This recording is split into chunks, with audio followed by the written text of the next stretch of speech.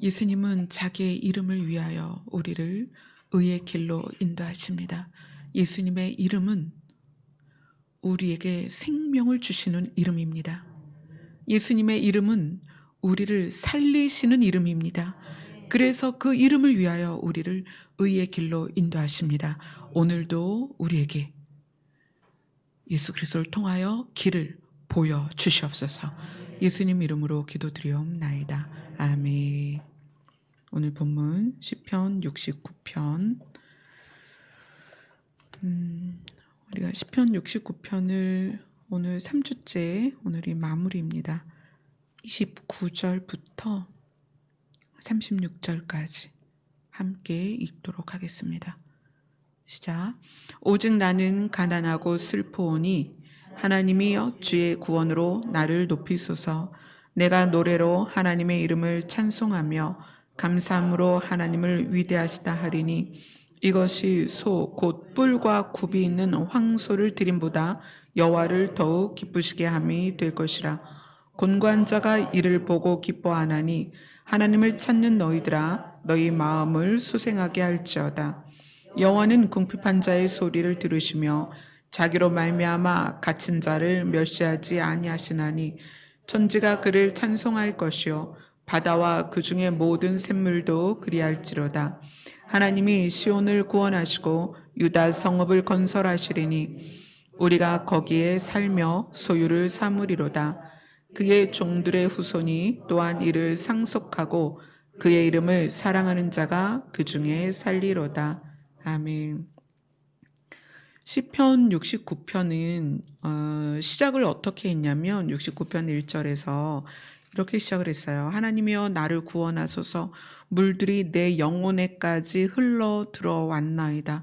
그래서 그것이 환경의 문제든 관계의 문제든 우리 모두에게는 어떤 이유로든 우리를 침륜에 빠지도록 흘러 들어오는 것들이 있다. 그게 마음의 문제일 수도 있고 어떤 사건으로 상황으로 여러 가지 다양하게 우리에게 그 물이 우리를 잠식시키는 물이 들어오는데 그것에 의하여 침륜에 빠지면 그것이 어떤 결과를 낳느냐? 예수 그리스도에게서 끊어진다. 예수에게서 멀어진다. 그래서 지난주에 뭐에 대해서 했냐면 생명책에서 이름이 지워질 수 있다. 하나님의 공의는 예수 그리스도를 받아들인 사람은 하나님의 나라를 데려가고 예수 그리스도를 안 받아들였거나 또는 잃어버린 자들은 하나님의 나라에 들어갈 수 없다. 이것이 공의다. 모든 사람에게 국적, 나이, 성별, 지식의 정도, 물질의 정도 아무것도 필요 없다. 하나님의 공의는 오직 내 안에 예수 그리스도가 있느냐, 내 안에 예수 그리스도가 없느냐 그것뿐이다. 그래서 예수 그리스도가 없는 자는 생명책에서 이름이 지워질 수 있다. 그러면 물들이 내 영혼에까지 흘러 들어오는 이 매일의 삶을 그렇잖아요. 우리 매일 그렇잖아요. 매일 넘어지고 매일 실패하고 매일 좌절하고 오늘 찬양 첫 곡부터 슬픔, 우리의 슬픔에 대해서 막 찬양 가사가 나와 있었어요. 그런 우리가 그렇죠. 누구도 난 이 정도면 이제 괜찮아 라고 말하지만 그 순간에 또 넘어지는 게 우리인데 그렇죠. 어제 태산 같은 은혜를 받았을지라도 해가 뜨고서 또 바로 무너지는 게 우리인데 그렇게 물들이 내 영혼에 늘 쉼 없이 바다에 가면 1년 365일 쉼 없이 파도가 해변으로 밀려오듯이 우리의 삶이 그렇단 말이에요. 이 땅에서 사는 동안은 누구도 예외 없이 여러분도 그렇고 저도 그래요. 저도 늘 예외 없이 많은 상황들로 인해서 물들이 영혼에까지 흘러 들어옵니다. 근데 이것을 그대로 두면 침륜에 빠져서 예수 그리스도를 우리가 떠나거나 예수 그리스도를 부인하거나 또 우리 스스로가 예수 그리스도를 없다 하거나 이럴 수 있다는 거예요. 그렇게 되면 생명책에서 이름이 지워진다. 그래서 오늘 본문은 어떻게 해야 어떻게 해야? 그 우리 영혼에 흘러 들어오는 물, 그 침륜에 빠지도록 하는 물, 거기에서 우리의 생명, 어떤 생명? 예수 그리스도로부터 받은 생명이에요. 사실 이거는 안 믿는 자들보다는 예수 그리스도를 믿고 있는 우리에게 굉장히 중요한 말씀이에요. 어떻게 우리의 믿음을 지켜내고 우리 안에 반복적으로 일어나는 영혼까지 흘러 들어오는 이 물들에서 나를 지켜낼 것인가? 그것을 이 69편이 마무리로 우리에게 알려주는 귀한 내용이에요. 29절이 다윗은 이렇게 시작합니다. 오직 나는 가난하고, 오직 나는 가난하고, 정말 나는 가난하고 슬프다. 근데 여기에서의 가난은 사실 이때 다윗이 왕이었잖아요. 왕이 어떻게 가난하겠어요? 여기서의 가난은 마음이 가난하다는 거죠. 심령이 가난하다. 정말 나는 마음이 가난하고 슬프다. 너무 슬프다. 하나님이여 주의 구원으로 나를 슬픔 가운데 침륜 가운데 빠져있는 나를 끌어올려 주시옵소서. 그리고 내가 노래로 하나님의 이름을 찬송하며 감사함으로 하나님을 위대하시다 하리니. 하나님이 구원으로 나를 높이시는데 거기에 대한 나의 반응, 그리고 그 구원을 기대하면서 하는 반응이 뭐냐면, 이거는 이제 구원을 해주신 상태에서가 아니라 구원을 해주시기를 바라는 나의 태도예요. 어떻게? 찬송하며 감사하며 하나님께 영광을 돌리는 그런 모습입니다. 마음이 너무나 가난하고 슬플 때 침륜에 빠질 것 같은 우리가 하나님의 구원을 바라보며 찬송과 감사와 영광을 올려드릴 때, 이거는 구원을 받은 상태나 모든 문제가 해결된 상태는 아니지만 우리가 그런 태도를 가질 때 하나님이 기뻐하신다는 거예요. 여호와를 더욱 기쁘시게 할 것이다. 황소를 드리는 것보다, 하나님 앞에 황소를 드리는 것보다 하나님을 더 기쁘시게 할 것이다. 내가 정말 가난하고 마음이 가난하고 슬픈 상태에서 하나님의 구원을 바라고 있는데, 이 상태에서 내가 하나님을 찬송하고 감사하고 하나님께 영광을 올려드릴 때 하나님은 우리가 황소를 드리는 것보다 더 기뻐하신다. 공관자가 이를 보고 기뻐하나니 하나님을 찾는 너희들아 너희 마음을 소생하게 할지어다. 여기서 지금 명령형으로 나왔어요. 너희 마음을 소생하게 할지어다. 우리는 보통 이럴 때, 어떨 때냐면 정말 슬플 때, 정말 마음이 가난하고 슬프고 좌절되고 외롭고 그럴 때 하나님 앞에 와서 이런 기도를 많이 해요. 하나님 저를 도와주세요. 은혜를 부어주세요. 우리의 마음을 소생시켜 주세요라고 기도를 해요. 근데 다윗은 지금 어떻게 그 흐름을 이어가고 있냐면, 정말 내가 마음이 가난하고 심령이 가난하고 슬플 때 나는 주의 구원을 바라며 찬송하고 감사하고 하나님께 영광을 올려드린다. 나는 그렇게 한다. 그런데 하나님이 그거를 기뻐하시더라. 지금 내용이 그렇게 흘러갑니다. 하나님이 그걸 기뻐하시더라. 그래서 자기 같은 사람들이, 공관자들이 이것을 보고 아 그렇구나, 하나님이 그걸 기뻐하시는구나, 이걸 깨달았다는 거예요. 자기같이 마음이 가난하고 슬픈 자들이, 곤관자들이 이것을 보고 아 하나님은 황소를 드리는 것보다 마음이 가난하고 슬플 때 하나님을 찬송하고 감사하고 하나님께 영광 돌리는 것을 기뻐하시는 것을 깨닫고, 다윗의 이 고백을 깨닫는다는 거예요. 그러면서 다윗이 우리에게 뭘 얘기하냐면, 너희들이 정말 하나님을 찾는다면 너희 마음을 소생하게 할지어다. 이 명령형이에요. 그러니까 우리가 보통은 기도할 때 하나님 제 마음을 위로해 주시고 힘을 주시고 저의 마음을 소생시켜 주시옵소서라고 의탁하는 기도를 많이 하는데, 여기서 다윗은 우리에게 명령형으로 지금 이야기를 하는 거예요. 하나님을 찾는 자들은 스스로 마음을 소생시킬 수 있다예요. 우리가 지금 하나님을 다 찾고 이 자리에 있는 거예요. 하나님을 찾는 자들이에요. 우리 모두가 힘들고 어려운 상황에서 하나님을 찾습니다. 저도 이 자리에 서 있긴 하지만, 여러분을 마주보고 있지만, 저도 매일매일 하나님을 찾는 사람이에요. 왜냐하면 저도 심령이 가난하고 슬픈 자이기 때문에 저도 하나님을 찾습니다. 그런데 그런 우리에게, 저에게, 여러분에게 뭐라고 얘기하냐면 너희 마음을 소생하게 해라라고 명령을 한다는 거예요. 그래서 우리에게 이 부분이 우리가 해야 할 부분이 있다는 것을 이제 기억을 하셔야 됩니다. 33절에 보면 여호와는 궁핍한 자의 소리를 들으시며, 이 궁핍한 자는 다 이어지는 거예요. 마음이 가난하고 슬프고 곤고한 자, 궁핍한 자 다 같은 내용이죠. 그리고 자기로 말미암아 갇힌 자를 멸시하지 아니하시나니, 자기로 말미암아는 이렇게 표현할 수 있어요. 하나님이 우리를 구원하실 것을 기대하며 마음이 가난하고 슬프고 곤고하고 핍박 가운데 있지만 대적을 향하여 싸우거나 분노하거나 화를 내는 게 아니라 하나님만 바라고 있는 자들에 대하여 하나님이 멸시하지 않는다. 그죠? 마음을 소생하게 한다는 게 뭘까요?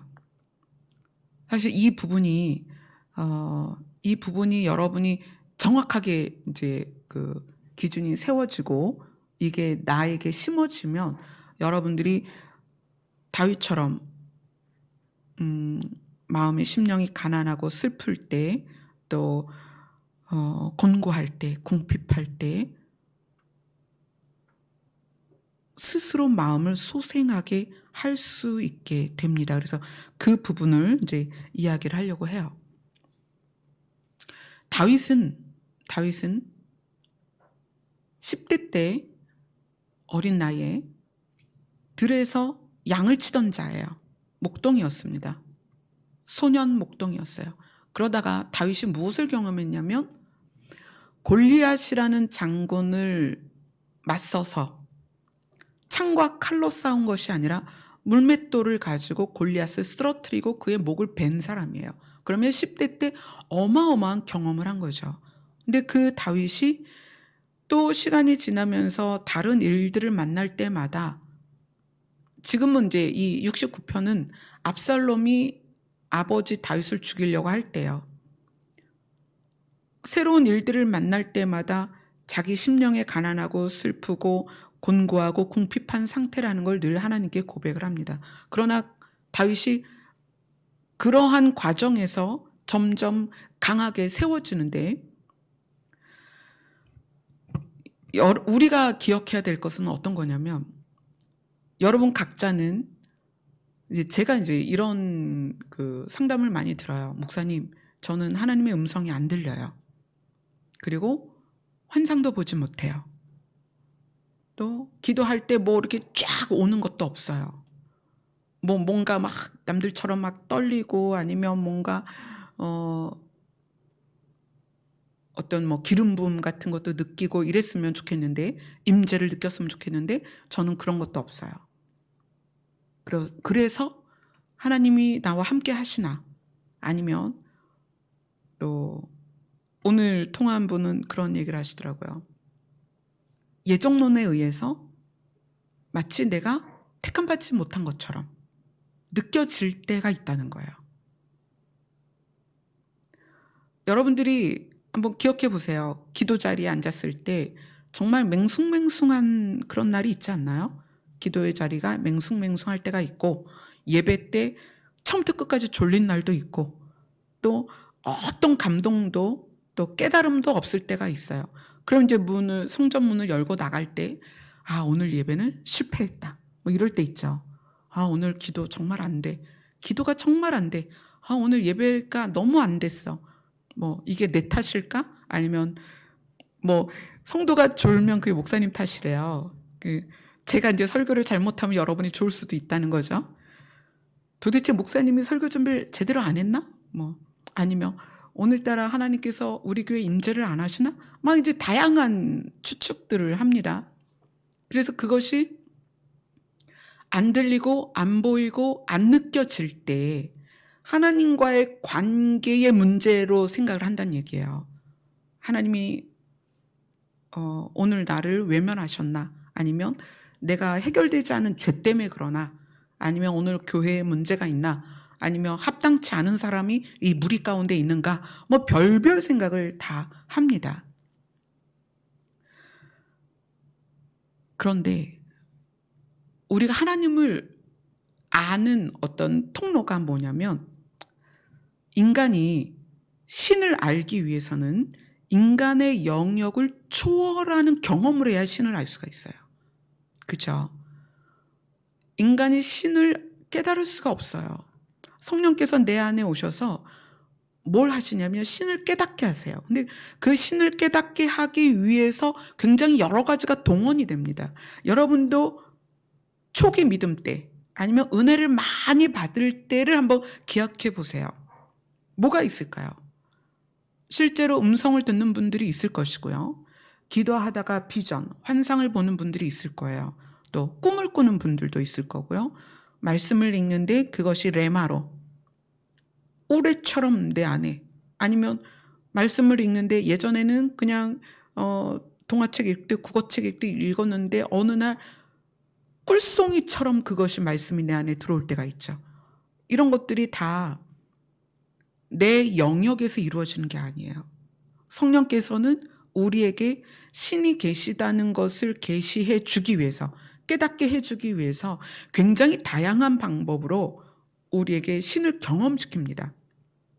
그래서 뭐 진동을 한다든지 아니면 방언을 한다든지 어떤 것에 대해서 꿈을 꿨는데 그게 똑같이 이루어진다든지, 그 다음에 어떤 느낌을 주셨는데 그 느낌이 사실로 사건 속에서 나타난다든지 굉장히 다양해요. 이거는 인간의 영역 안에서는 할 수 없는데 성령께서 신의 존재를 우리가 받아들이고 신을 신뢰하고 믿을 수 있도록 주시는 경험이라는 거예요.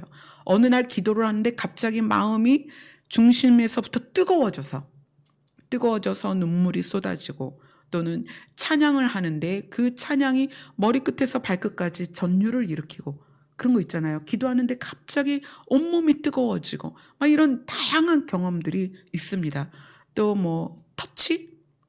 천사가 와서 터치를 한다든지 예수님이 터치를 하신다든지, 또 영을 알기 위해서 반대로 귀신을 경험하는 경우도 있죠. 그렇죠? 저도 이제 기도를 하다 보면은 이제 성전에서 혼자 기도를 하는데 와서 터치를 하는데 두 종류예요. 성령께서 또는 천사가 예수님이 터치할 때는 굉장히 따뜻하고 평안해요. 그러나 귀신이 와서 터치할 때는 막 소름 돋고 머리카락이 쭈뼛쭈뼛 쓰고 막 강대상을 이 뒤에서 막 뭐가 흔드는 것 같고 막 그러죠.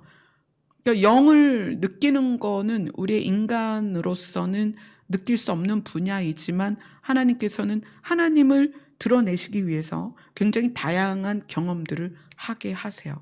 그러면서 우리는 하나님을 믿게 됐고 알게 됐고 예수님을 내 구주로 모셨다는 거예요. 이런 과정이 전혀 없이, 아무것도 없이 여기에 계신 분은 없다는 거예요. 뭐 그런 어떤 신비한 것이 아니더라도 믿어지는 거, 신이 믿어지는 거, 이거 여러분 스스로 할 수 있는 게 아니에요. 신이 믿어지는 건 성령이 우리를 향해서 빛을 비추셔서 그 조명에 의해서 신이 믿어지는 거예요. 인간은 스스로 신을 믿을 수는 없다. 그러나 성령이 그렇게 도우시는 거죠. 그런 가운데 우리가 지금까지 왔어요. 때로는 수십 년을, 수년을 왔습니다. 그런데 그러면 매 기도 시간마다 불이 떨어지고 매 기도 시간마다 기름 부음이 있고 매 예배 시간마다 감동이 있고 매 찬양마다 전율이 있느냐? 그렇진 않다는 거예요. 그렇진 않아요. 없을 수도 있고 안 느껴질 수도 있고 맹숭맹숭할 때가 있다는 거예요. 그런데 우리가 하나님을 만나는 방법이 그거였기 때문에 예배를 드리면서 기도를 하면서 뭘 추구하냐면 그러한 경험이 지속되기를 추구한다는 거예요. 그리고 그것이 하나님과 나와의 관계를 증명하는 거라고 생각을 해요. 그래서 좀 감동이 없다 또는 뭐 뜨거움이 없다 이러면 내가 뭘 잘못했나? 아니면 하나님이 나를 오늘 쳐다보지 않으시나?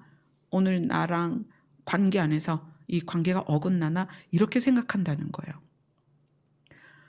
우리가 신을 느끼는 것, 신을 믿는 것, 신을 깨달은 건 은혜입니다. 아멘? 우리 스스로는 할 수 없어요. 은혜예요. 부으신 은혜로 말미암아 그렇게 되는 거예요. 근데 그 은혜를 우리의 신앙에서 그것을 목적으로 해서는 안 된다는 거예요. 자, 은혜를 우리에게 주시는 목적은 우리가 신을 알게 하는 거예요. 신을 알게 하는 게 목적이라는 거예요. 그러면 우리가 이제 신을 알았어. 예수님을 믿었어요. 초창기 여러분 믿음 생활할 때 또는 이제 각자 어떤 그 과도기를 지날 때 막 기도만 하면 다 이루어 주시고 막 그런 경험들도 개별적으로 있으실 거예요. 그러나 장성해 가는 과정에서 그런 것들이 이제 다 줄어들어요. 초등학교 딱 들어가면 1, 2, 3, 4를 이제 아이들이 거의 다 이제 떼고 들어가니까 가감승제를 하잖아요. 그리고 뭐 연산도 하고 그러면 그 공식을 배운 다음에 그 다음에 뭐예요? 숫자를 대입해서 공식을 풀어내죠. 학생이 학년이 올라갈수록 응용과 푸는 것을 하는 거지 가감승제나 어떤 그 공식의 이론을 세우는 단계는 아니란 말이에요. 학년이 올라가면. 우리에게 은혜를 주시는 것은 하나님이 계시다는 것과 하나님이 우리를 사랑하시는 것, 예수님이 우리 때문에 죽으셨고 우리가 그분의 이름으로 말미암아 새 생명을 얻었다는 것을 깨닫기 위해서 은혜를 주신다는 거예요. 아멘. 우리의 신앙의 목표가 은혜가 아니라는 거예요. 우리는 은혜를 받아야 하지만 은혜를 목적으로 여기에 있는 건 아니라는 거예요. 자, 그럼 뭐죠? 우리는 그 은혜를 통해서 어떤 사실을 내가 받아들였냐면 신이 계시다. 은혜를 통해서 하나님이 신이시다. 또 은혜를 통해서 예수님이 내 대신 죽으셨다. 은혜를 통해서 예수님을 믿으면 그분의 피가 내 죄를 씻는다. 은혜를 통해서 그것이 구원이다라는 것까지 왔단 말이에요. 자, 그러면 그 다음에 우리가 해야 될 것은 뭐냐면 예배를 어디에 목적을 두느냐? 은혜를 받는 거에 목적이 아니라 내가 믿는 하나님께 나를 드리는 거에 목적이 있다는 거예요. 아멘? 이 개념이 여러분 분명히 있어야 됩니다. 그래서 어느 정도 신앙생활을 오래 했음에도 불구하고 장소를 찾는 분들이 있어요. 은혜를 받아야 돼. 은혜를 받아야 되니까 어디 좀 용한 곳, 어디 기도원 아니면 무슨 교회, 어떤 사역자, 어떤 단체, 거기 갔더니 기도가 뜨거워. 기도가 뜨거우려고 그곳에 가냐냐? 그게 아니란 말이에요. 예배 시간에 막 임재가 있고 기름 부음이 있고 이래야 돼. 그래서 그런 곳을 찾아야 되느냐? 그게 아니라는 거예요. 이거 지금 굉장히 중요한 부분을 하는 거예요. 물론 예배 시간에 은혜를 받고 기도 시간에 감동을 받고 하나님과 나와의 교제의 증거가 나타나는 건 굉장히 중요하죠. 그게 있으면 있을수록 우리가 하나님의 실체를 더 많이 알아가니까. 그러나 그것이 목적이어서 기도를 하거나 그것이 목적이어서 예배를 드리는 건 아니라는 거예요. 그것이 내 안에 기준이 되어 있어야 어느 자리에서도 기도할 수 있고 어느 자리에서도 예배를 드릴 수 있고 어느 자리에서도 내가 하나님의 이름을 부를 수 있다는 거예요. 예배 드리고 기도하고 주의 이름을 부르는 것이 은혜를 받으려는 목적이 아니다. 그럼 무엇이다? 나는 하나님의 이름을 불러야 하는 존재입니다. 나는 하나님께 예배를 드려야 되는 존재입니다. 나는 하나님 앞에 앉아 있어야 되는 존재입니다. 그렇게 하는 과정에서 그래서 밍숭맹숭할 때도 있고 또 아무것도 못 느낄 때도 있고 또 어떤 말씀의 깨달음이나 이런 게 없을 수도 있어요. 그러나 어떤 사실, 하나님이 신이셔서 내가 그분에게 드려져야 된다는 이 사실, 이걸로 그분 앞에 있어야 된다는 거예요. 그래야 물들이 내 영혼에 들어올 때 어떻게 되냐면, 내가 어떤 사건을 통해서 좌절이 됐어요. 그럴 수 있죠. 좌절이 됐어요. 근데 이 좌절된 내 모습을 보고 내 스스로가 또 좌절이 되는 거야. 도대체 내가 몇 년을 신앙생활 했는데, 전 54년을 신앙생활 했는데, 더군다나 목사잖아요. 목사 한 수 받고 여러분들에게 말씀을 증거하는 목사예요. 그러나 저도 물이 내 영혼까지 들어올 때가 있단 말이에요. 그러면 이 상황에서 좌절이 돼요. 심히 마음이 괴롭고 슬퍼요. 그럴 때 어떻게 해야 되느냐는 거예요. 그럴 때 여기서 오늘 본문에서 무엇을 명령하냐면 너희들아 너희 마음을 소생하게 할지어다. 아멘.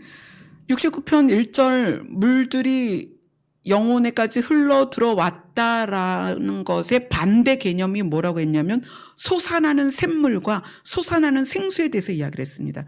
솟아나는 샘물, 솟아나는 생수는 누구다? 예수 그리스도다. 그분이 내 안에서 들어오는 물들을 이겨낼 수 있게 내 안에서 예수 그리스도가 솟아나면 그 흘러 들어오는 물을 막을 수가 있다. 그리고 내 배에서 생수가 흘러나올 때 내가 영생으로 이룬다 라는 말씀을 지지난주에 나눴어요. 그러면 너희 마음을 소생하게 할지어다 라고 명령하는 이 다윗의 명령은 무슨 의미냐? 내가 어떤 좌절하는 상황, 정말 그 심령이 가난해지고 슬프고 곤고하고 궁핍한 상태에서 그렇게 된 나 자신도 너무너무 비참할 때, 내가 이거밖에 안 되나? 나는 정말 이 정도밖에 안 되는구나. 이럴 때 그동안 받은 은혜와 감동으로 가면 더 좌절이 돼요. 왜 더 좌절이 되느냐? 지금 나에게 그런 은혜와 감동이 없기 때문에 좌절이 되는 거예요. 자, 예전에 받았던 은혜와 감동으로 내 마음이 가버리면 내가 이렇게 지금 좌절됐고 심령이 슬프고 곤고하고 궁핍한 상태인데 왜 하나님이 나에게 그때처럼 은혜를 안 주시나? 왜 나에게 환상을 안 보여주시고 음성을 안 들려주시고 나에게 비전을 안 보여주시고 나에게 불을 던져주지 않으시는가? 버림받았나? 나의 이 상태를 하나님이 실망하셨나? 막 이렇게 가는 거예요. 그래서 어떻게 가냐면 계속 침륜에 빠지는 거예요. 그래서 어떻게 하라? 하나님을 찾는 너희들아. 그럼 우리는 어디로 가야 되냐면 우리가 받은 은혜와 감동 이런 감각으로 가는 것이 아니라 하나님께로 방향을 트는 거예요.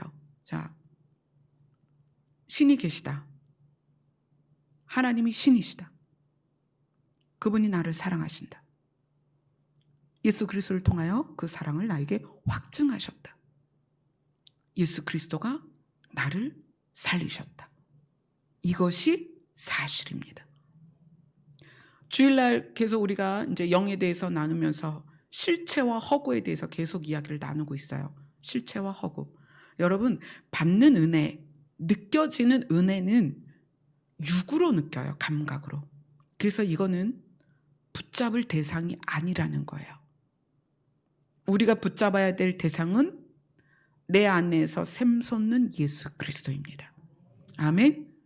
그래서 신앙의 단계가 하나님께서 우리에게 부으시는 성령을 통해서 불같이, 때로는 바람같이, 때로는 비둘기같이 역사하셔서 하나님을 경험하고 은혜를 경험하고 말씀의 비침을 받고 또 영적인 어떤 현상들을 경험하고 이러면서 하나님을 깨닫고 하나님이 계신 걸 알아갑니다.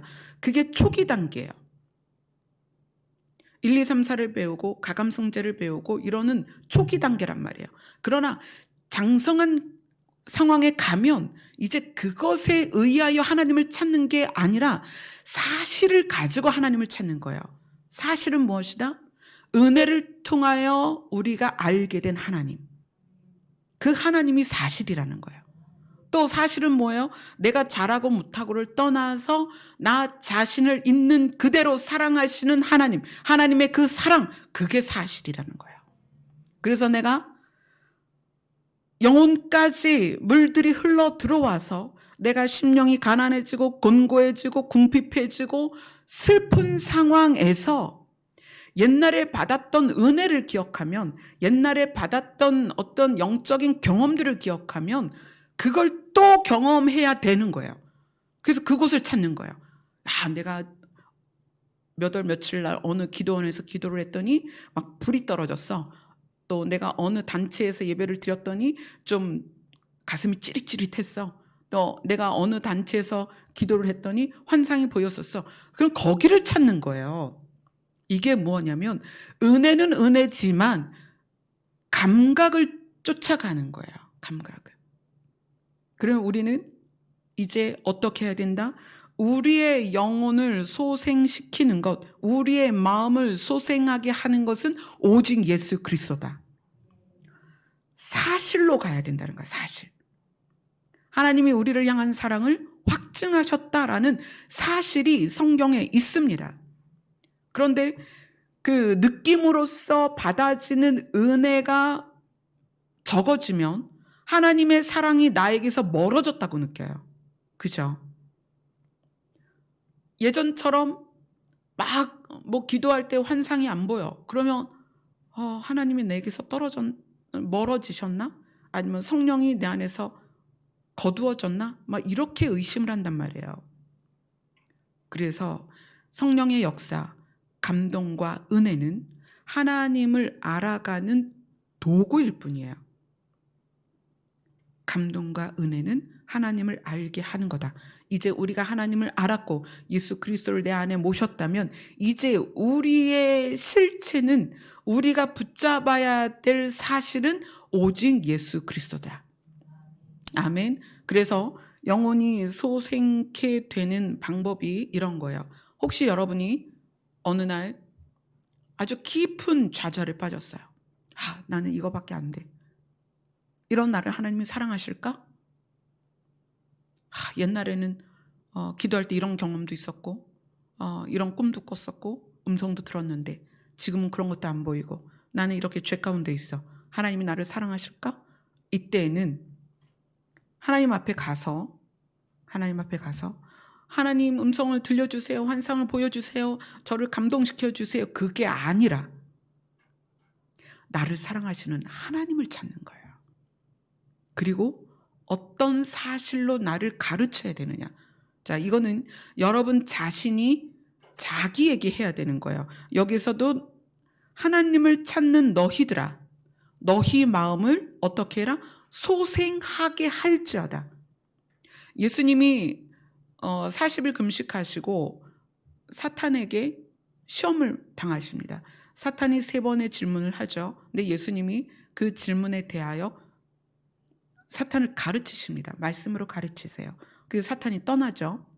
또 변화산에서 예수님은 자기의 별세를 모세와 엘리야와 대화를 나누실 정도로 신령한 모습이셨어요.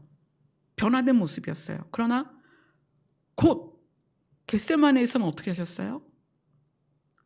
육으로 있는 예수님이 하나님께 할 수만 있다면 이 잔을 내게서 지나가게 하옵소서, 이렇게 마음을 먹었다는 얘기예요. 느꼈다는 얘기예요. 그런데 예수님이 그 상태에서 자기 자신을 가르치십니다. 어떻게 가르치시냐면 하나님 아버지 할 수만 있다면 이 잔을 내게서 지나가게 하옵소서. 왜냐하면 너무나 슬프고 아프고 수치스럽고 모멸의 십자가이기 때문에 이것을 나에게서 지나가게 하옵소서. 이것이 예수님의 육에서 발생된 고백이란 말이에요. 그러나 예수님이 다시 말씀으로 하나님께 나아가면서 자기 자신을 어떻게 가르쳤냐면, 그러나 나의 원대로 마옵시고 아버지의 원대로 하옵소서라고, 그것이 하나님을 향한 고백이기도 하지만 자기 자신을 가르쳤다는 얘기예요. 이건 무슨 얘기냐면, 여러분들이 물이 영혼에까지 흘러 들어와서 침륜에 빠질 것 같은 상황에서 나오는 생각들, 그 생각들, 그것이 여러분 내부에서 나오는 생각일 수 있고 사탄이 우리에게 넣어주는 생각일 수 있습니다. 그때 그 생각에게 내가 사실을 가지고 가르쳐야 된다는 거예요. 하나님 나를 떠나셨나? 그럼 뭐라고 가르쳐야 돼요? 하나님의 사랑에서 우리를 끊어낼 자가 아무것도 없다. 하나님은 나를 사랑하신다. 내가 이것밖에 안 되는데 하나님이 나를 사랑하실까? 하나님은 예수 그리스도의 피로 우리를 깨끗게 하셨기 때문에 하나님의 공의는 우리가 예수 그리스도를 믿는 것으로 구원하시는 것이지 우리가 무엇을 잘해서 구원하시는 게 아니라는 거예요. 그럼 그 사실을 가지고 나에게 가르쳐야 되는 거예요. 사실. 그래서 여러분들은 자기 자신 안에 사실들을 잘 세워놓으셔야 돼요. 하나님이 신이시다. 그분이 우리를 지으셨다. 그분은 우리를 사랑하신다. 그분이 얼마나 우리를 사랑하시는지, 예수님을 십자가에 못 박으시면서까지 우리를 사랑하셔서 우리의 죄를 사하시고 우리를 구원하신 분이 우리 하나님이시다. 그분이 나의 아버지다.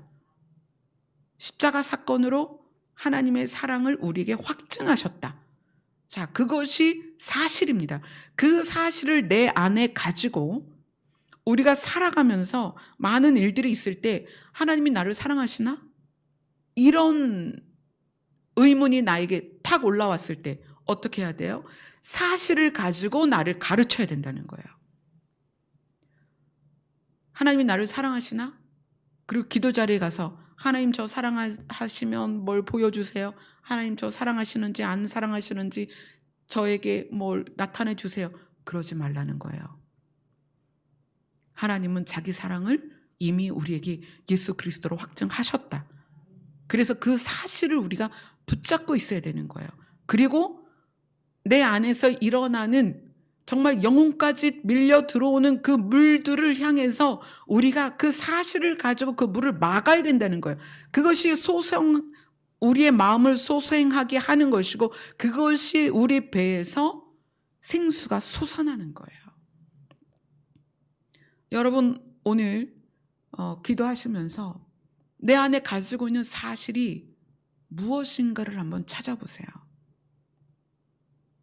물들이 들어올 때 그 물을 막아낼 수 있는 사실이 무엇인가? 여러분이 어떤 일로 침체가 되나요? 여러분이 어떤 일로 좌절이 되세요? 어떤 일로 슬픈가요? 어떤 일로 분노가, 어떤 일로 억울하고, 어떤 일로 방황을 하나요? 그 방황이 지속되는 것은 은혜가 사라졌기 때문이 아니라 내 안에 사실이 약하기 때문에 그래요. 여러분 강력하게 자기 안에 사실로 기준을 세우셔야 됩니다. 예전에 제가 계속 기준이라는 말을 썼는데 그것을 가지고 내 영혼까지 흘러 들어오는 물을 막아내야 된다는 거예요. 여러분들 안에 일어나는 생각들 사실 부정적인 게 대부분이잖아요. 참 많이 부정적이에요. 그래서 타인을 볼 때에도 야 저래 갖고 맞아 구원받을 수 있겠어? 뭐 저래 갖고 어떻게 장로님이 저럴 수가 있어? 막 이런 어떤 그런 시각들이 있잖아요. 그러나 어떤 사실이 있냐면 그분을 위해서 예수님이 십자가에 달리셨다는 거예요. 그 사람을 위해서 예수님이 피를 흘리셨다는 거예요. 그러면 우리가 눈으로 보는 어떤 사람에 대해서 사실을 가지고 이야기하자는 거죠. 그 사람이 어떤 부분이 부족한다 할지라도 그 사람을 위해서 하나님이 아들 예수를 보내셨다면 그 사람에 대해서 보는 시각이 이제 바뀌어야 된다는 거예요. 우리의 영혼을 소생시키라는 명령이 여기에 있습니다. 하나님을 찾는 너희들아 너희 마음을 소생하게 할지어다. 여러분이 가지고 있는 기준, 여러분이 가지고 있는 사실이 강해지면 물들을 막아낼 수 있습니다. 그러나 그것이 약해지면 물들이 내 영혼까지 밀려 들어온다는 거예요. 은혜나 감동이나 다 육으로 느끼는 것입니다. 느낌이에요. 그러면 이렇게 뒤집어서 생각해 보세요. 은혜와 감동이 없으면 하나님이 안 계신가? 아니잖아요. 나에게 부어지는 은혜와 감동이 없으면 하나님은 나를 사랑하지 않나? 아니요. 하나님의 사랑에서 우리를 끊어낼 수가 없습니다. 하나님은 생명으로서 우리를 사셨어요. 그만큼 우리를 사랑하세요. 여러분 정말 곰곰이 여러분 안에 어떤 기준을 가지고 어떤 사실을 붙잡고 있는가를 생각하셔야 됩니다. 그래서 오늘부터 매일 새로운 물들이 내 안에 밀려 들어올 때 사실을 가지고 그 물을 막아내셔야 됩니다. 아멘. 예를 들어서 가룟 유다가 예수님의 제자 중에서 예수님을 판 자예요. 그렇죠? 사단이, 저는 그렇게 생각해요. 사단이 가룟 유다에게만 그 생각을 주었을까? 아니면 다른 사람에게도 그 생각을 주었을까? 어쨌거나 생각을 사단이 넣어 주었을 때 가룟 유다는 그것을 받아들였습니다. 왜냐하면 내 안에 사실을 명확하게 가지고 있지 않았기 때문이에요. 그래서 그걸 받아들인 거예요. 그리고 예수님을 팔았죠. 우리 스스로 살아가면서 물들이 내 영혼에 밀려 들어올 때 어떻게 우리 마음이 소생케 되는가? 사실을 명확하게 가지고 있어야 된다. 그래서 그런 자가 어떤 자냐면 흔들리지 않는 자입니다. 흔들리지 아니하는 나라를 소유한 자. 그런 자들이 어떤 상황에서도 흔들림이 없고 어떤 정말 100가지 1000가지 문제가 와도 단 하나의 사실로 그걸 이겨낼 수가 있어요. 아멘. 사단의 참소가 내 머리에서 끊이지 않는 분들도 있을 거예요. 야, 네가 그래갖고 되겠니? 넌 그거밖에 못하니? 야, 넌 어떻게 그럴 수가 있니? 이런 참소가 있을 때 무엇으로 막아낸다? 사실로 막아낸다. 내가 이럴지라도 하나님은 나를 사랑하신다. 아멘. 그래서 우리의 성숙은 은혜와 임재 물론 하나님이 주실 땐 받죠. 그러나 믿음은 그것을 추구하는 게 아니다. 사실을 명확하게 갖는 것이다. 그래서 은사, 임재, 은혜, 기름 부음 이런 것으로 우리가 자유케 되는 것이 아니라 진리가 우리를 자유케 한다. 아멘. 예수 그리스도가 우리를 자유케 한다. 아멘. 우리는 예수 그리스도의 이름으로 예수 그리스도 한 분으로 밀려 들어오는 영혼을 침륜에 빠지게 하는 물들을 막아낼 수 있다. 아멘. 그래서 여러분은 여러분 안에 이 사실이 좀 더 명료하게 정확하게 세워져야 합니다. 아멘. 아멘. 우리 찬송가 394장입니다.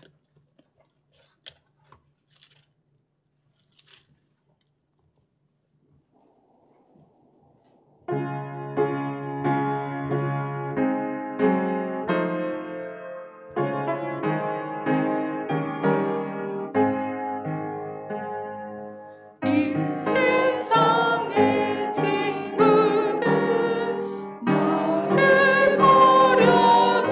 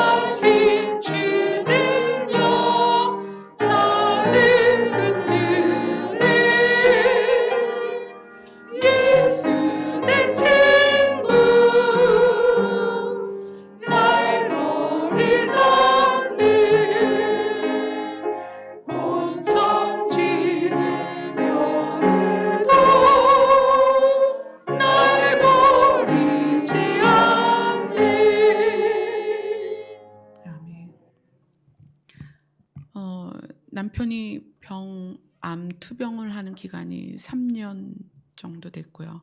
우리 찬미가 2015년부터 해서 지금까지 아팠으니까 굉장히 긴 시간을 아팠는데, 그 과정 가운데 하나님께서 저에게 훈련시켰던 것이 어느 자리에 있어든 기도하게 하셨던 거예요. 근데 사실 그게 그전에는 어려웠어요. 그전에는 늘 교회에서 12시에 밤 12시 기도, 아니면 뭐 성도들하고 9시 기도, 뭐 이렇게 이제 정해진 기도, 작정 기도, 수요 기도, 금요 기도, 이런 거에만 익숙해 있었는데, 남편이 병원에서 투병을 하다 보니까 뭐 복도에서 기도하고, 또 그 환자 옆에 보조 침대에 앉아서 기도하고, 또 병원 공터에 가서 기도하고, 또 찬미 아플 때는 찬미 데리고 다니면서 택시에 앉아서 기도하기도 하고, 공원에 앉아서 기도하기도 하고, 막 정말 앉는 자리마다 그냥 기도를 해야만 했어요. 그런데 하나님께서 무엇에 대해서 알려주시냐면, 멀리 계시는 하나님이 아니라 나와 함께 있는 하나님을 알려주시는 거예요. 그래서 웅장한 음악이 없어도, 찬양단에 찬양이 없어도, 함께 기도하는 사람이 없어도, 십자가 불빛이 없어도, 성전이 아니어도 내가 있는 곳에 하나님이 함께 하셔서 소리도 낼 수 없는, 그렇잖아요. 노상에서 기도를 하는데 어떻게 소리를 내겠어요? 소리도 낼 수 없는 그 상황에서의 기도를 들으신다는 거예요. 이게 사실입니다. 아멘. 여러분의 예배를 생각해 보세요. 저는 남편 아프기까지 주일을 교회에서 예배드리지 않는다는 건 상상할 수 없었어요. 그러나 남편이 병원에 있고, 사실 찬미도 찬미가 아픈 기간 동안에 한 번, 두 번, 세 번, 한 4번을 병원에 입원했었는데, 그 4번 병원에 입원한 기간이 한 9개월 정도 돼요. 엄청 길죠. 9개월을 병원에 입원했었단 말이에요. 그럼 저는 찬미가 병원에 있을 땐 병원에서, 또 집에 돌아올 때는 차 안에서, 어느 자리에서든 기도하고 찬양하고 주의 이름을 불렀어요. 또 예배 시간에 교회에 있을 수 없는 날은 어떤 자리에서든 그 자리에서 하나님의 이름을 부르는 거예요.